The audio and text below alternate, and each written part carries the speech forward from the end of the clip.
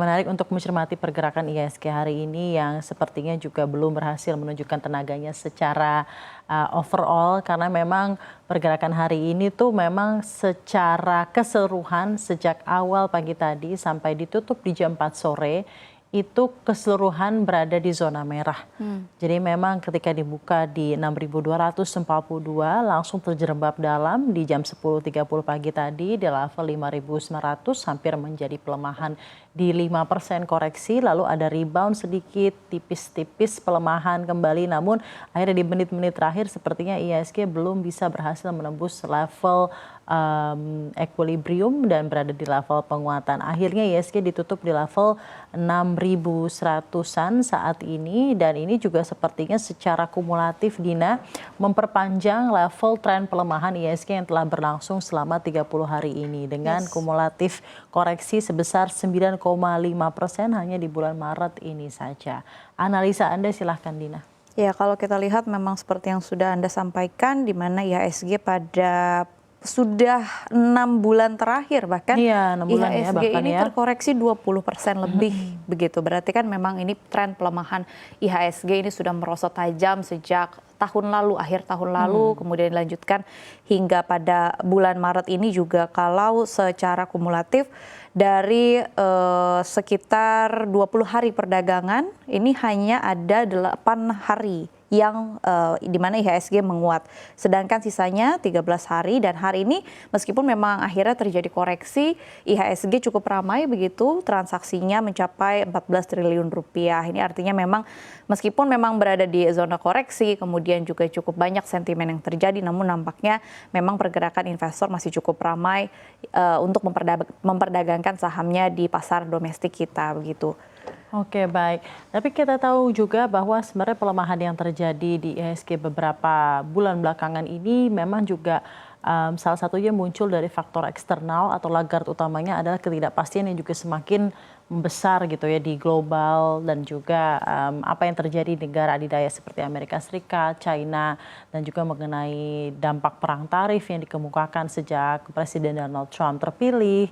Apakah menurut Anda juga itu mempengaruhi IHSG cukup fatal dengan adanya pelemahan yang dalam ini? Ya, memang bisa dikatakan pelemahan atau sentimen utama yang datang dari global ini adalah berkaitan dengan kebijakan perang tarif dari Donald Trump yang nampaknya juga semakin keruh begitu, semakin hari semakin keruh.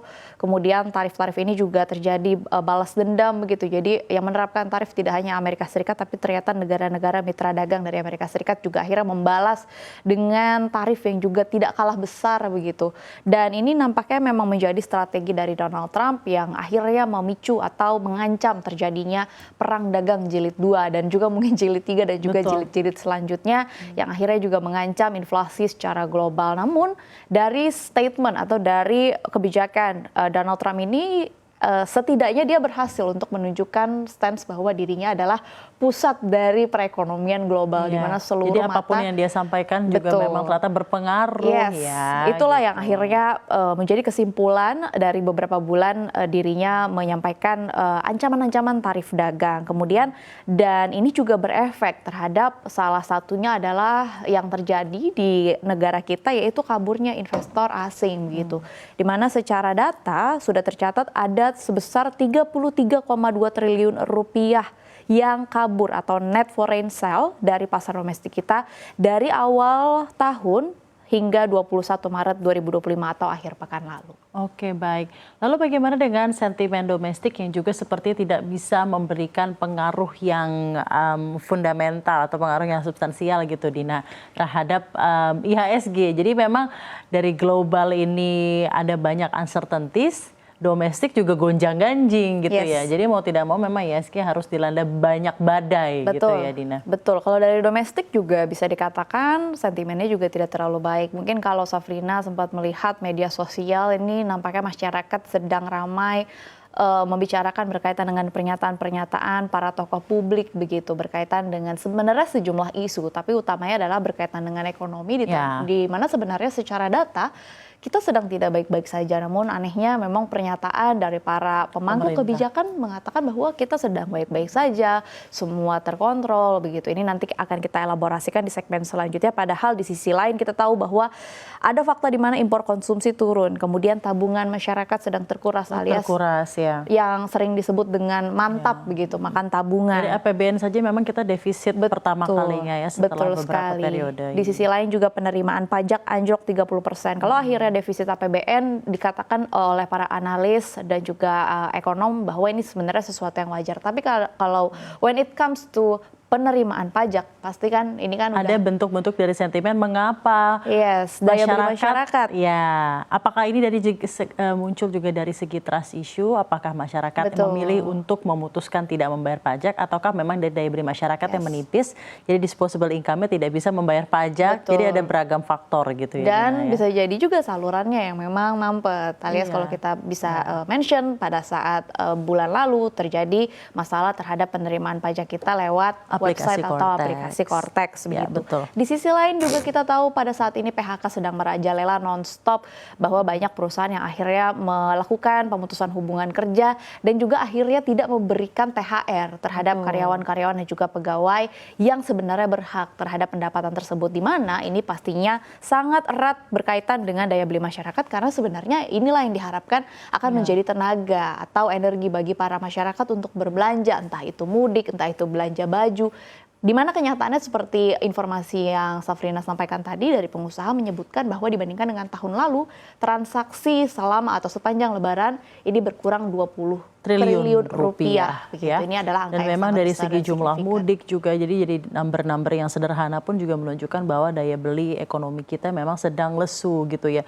Jumlah mudik menurun lebih dari 20 juta orang, lalu perputaran uang berturun dari 20 triliun rupiah, lebih 20 triliun rupiah dari perputaran uang yang ada, ditambah lagi sepertinya sentimen-sentimen politik ya, yang sepertinya juga memberikan sedikit sentimen, sentimen ketidakpercayaan terhadap keberpihakan pemerintah terhadap apa yang dihadapi oleh masyarakat, daya belinya, dan juga mengenai upper middle class dan juga low middle class. Jadi memang ada banyak yang berusaha dilakukan oleh pemerintah, namun lagi-lagi komunikasi yang disampaikan oleh mereka itu tidak sampai, dan masyarakat ini dengan menggaung-gaungkan apa yang dia ingin sampaikan sebenarnya ingin menyampaikan apakah pemerintah memiliki keberpihakan ya terhadap masyarakat secara politik. Itu dulu pertama yang dilihat, lalu kedua ekonomi gitu ya. Tapi pada kenyataannya narasi yang disampaikan pemerintah sampai saat ini belum bisa memberikan jawaban yang baik untuk mencari solusi dari apa yang dihadapi oleh masyarakat. Nah, kembali lagi mungkin itu dari sentimen makro dan juga politik serta ekonomi serta sentimen-sentimen yang juga sebenarnya langsung berpengaruh terhadap IHSG. Karena kita ingat minggu lalu ya Dina ya, sempat terjadi trading halt, dan trading halt ini terjadi dalam 5 tahun lalu pada saat itu COVID, dan juga terakhir sebelum COVID-19 itu adalah pada saat 98. Jadi memang ada sentimen besar yang menggulung asing untuk keluar dan juga untuk domestik untuk mengambil dananya dari pasar keuangan kita. Lalu dari segi emiten, sektor-sektor apa saja yang patut diperhatikan? Yang menarik juga untuk Himbara sendiri akan melakukan banyak RUPS, terutama di hari ini ada RUPS BBRI, lalu besok juga akan ada RUPS BMRI. Seperti apa Anda melihatnya ini berpengaruh terhadap emiten perbankan Big Caps di IHSG? Ya, ini memang menjadi salah satu agenda yang penting atau sentimen yang ditunggu-tunggu begitu ya bagi para investor, terutama para investor yang mengkoleksi bank-bank Himbara begitu, di mana di RUPST kali ini adalah penetapan penggunaan laba bersih perseroan untuk tahun buku 2024, di mana yang pada hari ini akan melakukan adalah BBRI yang mencatatkan laba tahun berjalan konsolidasian sebesar 60,15 triliun rupiah, di mana manajerial dari BRI sendiri mengusulkan untuk membagi dividen dengan payout ratio sekurang-kurangnya adalah sebesar 85% dari laba bersih tersebut, termasuk dividen interim yang telah dibagikan pada 15 Januari 2025. Dari BRI sendiri telah membagikan dividen interim sebesar Rp135 per lembar saham atau total Rp20,33 triliun. Agenda lain yang akan menjadi sorotan para investor adalah perubahan susunan pengurus dari perseroan itu sendiri, di mana direksi dan juga Dewan Komisaris BRI diangkat dan diberhentikan oleh RUPS yang dihadiri oleh pemegang saham seri A Dwi Warna, direksi dan Dewan Komisaris diangkat oleh RUPS dari calon yang diajukan oleh pemegang saham seri A, Dwi Warna. Artinya keputusan akhir mengenai susunan direksi dan komisaris berada di tangan pemegang saham mayoritas yang akan dilakukan dalam RUPST sendiri. Dan juga yang menarik hari ini adalah adanya pengumuman pengurus lengkap BPI Danantara. Bagaimana juga Anda melihat hal ini berpengaruh terhadap pergerakan dari IHSG? Iya, sebenarnya seperti yang sudah kita bahas juga sebelumnya, ini Danantara keberadaannya pun memang sangat berpengaruh terhadap IHSG. Ya. Tapi di sisi lain, memang struktur lengkap dari Badan Pengelola Investasi Daya Anagata Nusantara atau Danantara sendiri pada hari ini resmi diumumkan dan juga menjadi pertimbangan atau menjadi fokus para investor begitu pada hari ini. Di mana mereka adalah orang-orang yang datang atau yang diusulkan dari dalam maupun dari luar negeri dan dianggap sebagai ahli atau expert di bidangnya. CEO Danantara, Rosan Roslani sendiri mengatakan bahwa mereka yang telah bergabung ini memang sudah melalui proses pemilihan atau seleksi yang ketat. Selain expert atau ahli di bidangnya, mereka juga terpilih dan dipastikan memiliki visi dan misi yang sama terkait dengan Danantara. Rosan mengakui tugas yang diberikan kepada mereka sangatlah luar biasa begitu ya, adalah tugas yang besar, yakni mengelola investasi dari sebuah negara atau negara kita Indonesia. Untuk itu diperlukan orang-orang yang mempunyai kapabilitas dan juga integritas yang seperti yang sudah di-mention tadi, bahwa datang dari luar dan juga dalam negeri, dan juga disebut-sebut bahwa memang mereka ini sudah dipilih oleh para headhunter khusus. Betul, headhunter khusus dari asing dan juga dari domestik. Jadi memang kalau kita lihat dari line up-nya sih sebenarnya memang dan juga tadi ya ketika tadi ada pemaparan dari Pak Rosan, memang dipaparkan secara langsung CV-nya ya, secara gamblang dipaparkan ke publik. Memang mereka memiliki expertise yang luar biasa dan track record yang netral dan juga baik, dan juga memiliki tentunya spesifikasi ilmu yang sesuai dengan penempatan yang ada di Danantara. Namun yang pertanyaannya adalah what's next dengan adanya penempatan pengurus ini. Dan itu yang tentunya akan diperhatikan dan diawasi oleh seluruh masyarakat Indonesia. Karena kita ketahui sovereign wealth fund yang dimiliki oleh Indonesia ini yang bernama Danantara ini memiliki aset kelola sebesar 14.000 triliun rupiah dan memiliki tajuk ini adalah untuk kebangkitan negara kita gitu ya.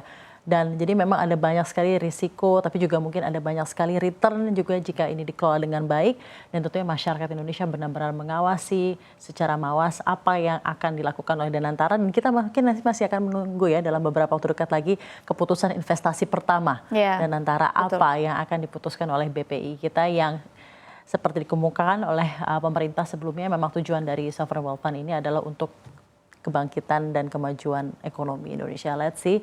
Dan juga uncertainty-nya juga sepertinya kalau kita lihat dari pengumuman Danantara tadi jam 11 pagi tadi sempat agak menipis pelemahan, tapi kembali lagi ke level pelemahan di 1,55%. Jadi sepertinya sentimen yang cukup baik dari apa yang diumumkan oleh pengurus Danantara tidak juga berhasil memberikan penguatan yang substansial untuk IHSG. Itulah kira-kira kesimpulannya di perdagangan di 24 Maret 2025 ini.